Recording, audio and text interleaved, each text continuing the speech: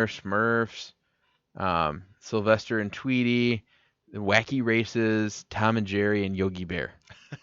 And it's literally an app on your phone where you can watch these series. And so it's really cool because when you first open up the app, it's got it shows a boomerang symbol. And then I think it shows them moving, and then all these characters pile out of this hole. And it's super cool. And then you actually get to the menu, and there's all across the top, there's home, shows, movies, playlists, and grown-ups. So I'm going to enter my age, which is 23. I'm going to submit it. Okay. Apparently it's just feedback. Oh yeah, and they got movies like the Scooby-Doo movie, Jack and the Beanstalk. They've got Aloha Scooby-Doo, Scooby-Doo Alien Invaders, Hey There Yogi Bear. Most of these are Scooby-Doos because that's all. Scooby-Doo had the most movies. Huckleberry Hound, the movie. But they've got all the movies on this app and all the TV shows, and they're sorted by who they are. So you click on shows, and all the names that I rattled off, that's what they're... So if you want to watch Wacky Races, you just scroll down to the bottom, click on Wacky Races. That is really cool. And it brings up all the shows. All right on your phone. I completely geeked out the other day, and I got super excited. It's kind of... I can't remember which one of us mentioned it earlier in the discussion, but it's kind of revitalizing some of the older, the cartoons and animated stuff is, from granted, some of those have been around since, before our generation, but definitely makes it interesting that it's so much more accessible. Because I believe on Cartoon Network, they still run some of the old shows like the Jetsons, the Flintstones, Scooby-Doo. They do. And Nickelodeon started doing the same thing. At about midnight, Nickelodeon switches over to the Splat, which airs Kenan and Kel, all that. I think it was the Tiny Monsters or whatever.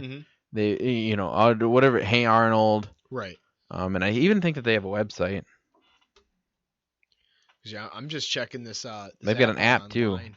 This is But it's just so at a certain time, and I originally thought it was going to be its own TV network. Right.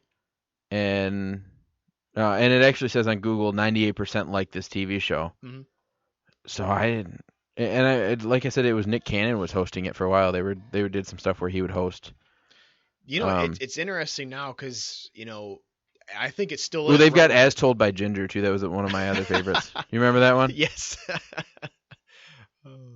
What was it? Where was I going with that? It's kind of interesting because obviously I know you have cable, correct? Yes. Yeah, so that was always me growing up. That was always the thing. I never had cable growing up, and I still don't have it. In my own apartment. But things like this make it so why would I bother buying it? Because it says on here I can get the for $4.99 a month. I can get unlimited free ad-free access to thousands of episodes of this show. It's kind of interesting because it's almost like some of these cable companies don't want to jump on the bandwagon, if you will, because it's stuff like this. And I know my father's a huge subscriber of Amazon Prime. Right. He watches a lot of HBO shows on there. I know there's a few other networks I think he has access to on there as well too. But of course HBO, you get Game of Thrones. He likes to watch Curb Your Enthusiasm. Just kind of shows like that. Whether they're new or old, you have access to them. But and I know I don't know if you discussed this at all, before I came back on the show, but I know, was it ESPN might be getting bought by Apple TV, I think, or something like that. It's still. They would be signing an exclusive deal to where you would have to buy an Apple TV to get ESPN at all. Right. So it's kind of interesting because I don't want to be the first one to say it, but cable might be kind of the thing of the past now, especially with all these apps. Well, cable need to catch up is the problem. Yeah. Because they've got to realize smart TVs are coming, so you really don't need to have all these fancy things on your boxes, right? Which are nice. Yeah, I mean, when I had Comcast, there were a few nice things, like when you would record episodes of something, they would say what the season was and what the episode number was. AT&T doesn't do that, which is fine. I'll just watch whatever. I'll look it up. That's I've been doing for years. But you've also got different they'll put apps like Comcast had all these apps on there. You could get Netflix and Pandora and things like that. And it was nice because my Xbox is so old. I have a 360 that it can't get Pandora. Right.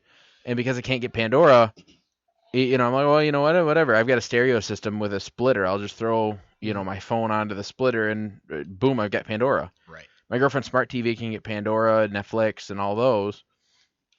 If they start making these apps available for smart TVs, yeah, cable is going to go. Oh, definitely. I don't. I mean, I don't want to give it a time frame. When they're going to be irrelevant, but it seems to be that that was it's been done this way all the time. We're going to keep it that way. Well, things are changing. But people say that about radio too. But radio's not going; it's just moving. Because working at a radio, I've worked at a Detroit major market radio station as an intern for a while, and one of the things that they do is they have an app. So everything that they broadcast throughout the day, it's pretty much like having a radio in your phone. Exactly. Yeah. Like the free radio thing, so you don't have to use data. But you've also got so you can listen to this app anywhere. So they've got that, but then they've also got like podcasts. So I know the Blaine Fowler Morning Show, which is the one that I interned for. They have a channel on Audio Boom. And one of the interns' job is to literally just hit record when Blaine and them start talking, and record that entire conversation. They'll cut it up a little bit, take out, like when they start the music, they'll take that out, and when they come out of a song, they'll take that out, and they'll chop it up into just a conversation. So it'll be like, Blaine, the other day I heard, so it'll start off like that. It'll sound really nice. And they upload that to Audio Boom. So there you go. You got the entire show on Audio Boom. You don't even have to listen, or you can download the app. And I think things like that, I think that's where radio may be going. Right. Now, I don't think it's going to cost them anything. Well, it does. It costs them because technically, cable does not have to abide by the FCC anymore. Gotcha. Because it's the FCC. Because they only are in charge of broadcast television. Oh, okay. Right. So it doesn't cover the boxes. So it would cover dishes, like things like that. The old broad antennas. Yeah. It covers all that kind of stuff. So anybody that wants to be on there still has to abide by the FCC rules. But cable TV does not, because it's not broadcast. It's literally just through the cable lines. Right. It's not through the airways. So radio still have to do that, but TV really doesn't anymore, because there's really there's certain ones but they're also trying to want to be family oriented. So there are still channels that'll be kind of more down to earth. They'll be a little a little cleaner than others. Right. But that's why you see TV getting away with a little bit more. And so I feel like radio may, they may keep going the way they are, where it's internet and over the radio, because it really wouldn't, I don't think it would cost them that much more to keep their stuff going. I almost even argue that they're almost kind of keeping up with the curve in a fair way, because as you mentioned, if I get an app for a radio station on my phone, I have, a permanent radio in my pocket everywhere I go. Right. And even like with cars, I don't think they're ever going to get rid of radios out of cars. There's always going to be some kind of, connection, whether it's to, what do they call that? Like XM radio, like Sirius radio. Even then, AM and FM is always a default in every car I've seen, even on those brand new ones. It's because it's free. Luxury, exactly. Yeah. Whether you're driving a luxury Mercedes or you just got, just your, Chevy Cruze. There's always access to radio, and it's nice because, it's an excellent way to connect. And, and I was actually having this conversation with, it was my girlfriend and her mother. I was talking about, as kids, having the old Walkmans. Then we got on the topic of radios. Her mom was saying, oh yeah, we used to have, portable radios and everything. And I'm like, yeah, I remember as a kid. Those little really cheap ones? What's that? Those little cheap radios? No, it was I guess kind of. It was my dad got some kind of like survival kit, for like a tornado where are you talking the crank radios? Yeah, it had a crate radio with a flashlight on it. And my brother and I as kids thought that was the coolest thing, because we could be in our basement playing with our toys, listening to the radio. We didn't even care what was playing on the radio. We just having it on and listening to it was really it was really cool. But nowadays, of course, everyone has a cell phone. You can stream videos on it. You can stream music, stream radio stations. Excuse me. It gives you an awesome way to stay connected. But I just don't see that with cable and some of these these other companies, TV providers. Well, and like I said, Apple is kind of, for once, because I really don't like Apple. For once, they're kind of getting ahead of the curve, and they're like, you know what? We're going to take one of the main channels that people love, which is ESPN, and exclusively put it on our TVs. Yeah. that would make it so that people would have to buy the TVs. Yeah, it's like you're being forced to buy it. Not quite Right. at gunpoint, but if you want to Almost. watch your Sports Center. Anyway, back to this app. So it's or this website. So Nickelodeon's The Splat has an app. They have a website, and some of the shows that they have are Real Monsters, all that, Angry Beavers, which is my favorite. Are You Afraid of the Dark, as told by Ginger, Cat Dog, Clarissa Explains All, Double Dare, Doug, Guts, Hey Arnold, Hey Dude, Keenan and Kel, Legends of the Hidden Temple, which I've heard they're actually remaking too. Really? They built a whole new set and they're gonna make new Legends of the Hidden Temple. Huh. Ren and Skimpy. You've got Rocket Power, which was one of my favorites. Rocco Modern Life, Rugrats, Salute Your Shorts, Adventures of Pete and Pete, Wild Thornberries, and You Can't Do That on Television. So these are all the TV shows that they've got. But if you go on the website, they've got the TV schedule for the Splat, and they've also got quizzes that you can take. And at the beginning of the page, they've got, like, you scroll down, there's a whole bunch of tweets that are like, what happened to the 90s shows and things like that. But they've got quizzes on here, like the Splat character for catchphrases. The Splat catchphrases, guess that character. Which Splat dad would be your dad? Which Splat girl are you? So there's literally just a whole bunch of pages, like a giant page of a whole bunch of random quizzes that you can take. And I think I'm gonna go back and it's like, what 90s Nickelodeon game show are you? Do you remember the face?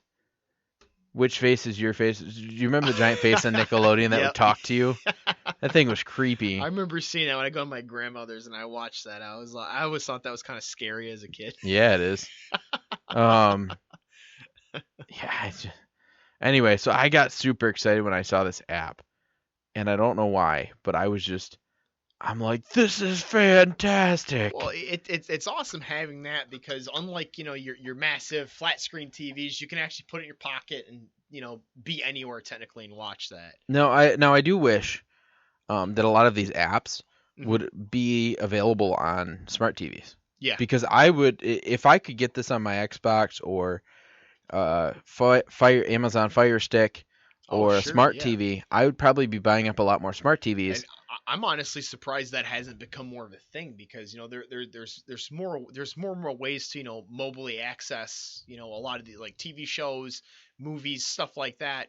Why don't a lot of these smart TVs have are more compatible with stuff like that, or at least the app's more compatible? I mean, I don't know who's got to fix the malfunction, but it was like that. I mean, you better get on it if you do. It's almost like it seems like eventually you might not even need laptops because you'll just be doing everything on your TV. Right. Well, I remember there was a TV show.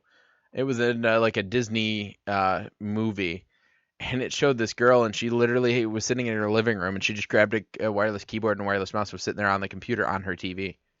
And I said, I can see the day when that's a thing. I would get no work done because I'd be wanting to watch my TV show. I'm like, yeah, I just kind of slide the work, to the bottom corner, and let's just, pop on Game of Thrones or, Boardwalk Empire or something. Right. Like that, I want to watch that instead. But like my Xbox has the ability to go actually online, but it's not nearly as accessible, so I never do it. Like I can get Pandora on my Xbox. I've just got to go to the actual browser and do it. Right. And then there's like a website that Mark turned me on to. It was like watch cartoons online or something like that. Okay, yeah. It's literally got every single cartoon you could ever imagine on the internet. And I'm like, this is freaking fantastic. But I mean, you could also even hook your Chromebook up to your TV, which I've been thinking about doing. And that gives you the ability to literally you get a wireless mouse and a wireless keyboard, sit and do exactly what I said. You just sit there and instead of working, you could just find the different websites. Oh yeah, definitely. But yeah, so I was super excited when I saw that Boomerang has an app. So now you've got the old Cartoon Network, got the old Nickelodeon. All you need is, and actually the Disney Channel app has some of the old Disney Channel movies. Does it? Like Okay. They've got my wife's show, which is Lizzie McGuire. You got the Lizzie McGuire. They've got. I'm trying to think of some of the old shows that they had for Disney. What was the one that my goodness. What was the guy that ever kind of went crazy? He played in Holes. Shia LaBeouf. What was the show that he was in? Oh crap. I'm not a fan of him, so I'm probably the worst person to ask